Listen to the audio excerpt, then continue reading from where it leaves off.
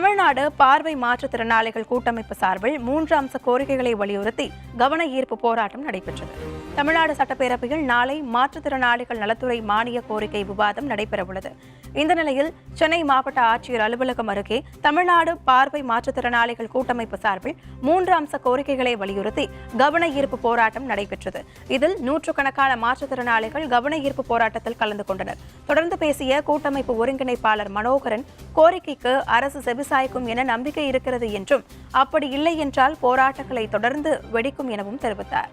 மாற்றுத்திறனாளிகளுக்கு வழங்கப்படுகின்ற பராமரிப்பு உதவித்தொகை 1500 அதை 5000 மாற்றி உயர்த்தி தர வேண்டும் என்றும், அதே நேரத்தில் தமிழகத்தில் நியாய விலைக்கடையில் வழங்கப்படுகின்ற இலவச பொருள்களை மாற்றுத்திறனாளி இலவசமாக தர வேண்டும் என்றும், அரசாணை எண் 20 ஓராண்டுக்கு மேல் ஆகிவிட்டது. அந்த அரசாணையின்படி மாற்றுத்திறனாளிகளுக்கான காலியிடங்களை கண்டறிந்து சிறப்பு தேர்வுகள் நடத்தி வேலைவாய்ப்பு தரப்படும் என்று அரசு உறுதியளித்தது.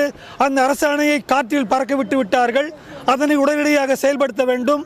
அரசு பணியாற்றுகின்ற அரசு ஆசிரியர்களுக்கும் மற்ற ஊழியர்களுக்கும் வழங்கப்படுகின்ற அதாவது கன்வேயன்ஸ் அலவன்ஸ் உறுதிப்படி இரட்டிப்பாக தர வேண்டும் என்ற கோரிக்கையை வலியுறுத்தி இந்த கோரிக்கையை நாங்கள் அரசின் முன் வைத்துள்ளோம்.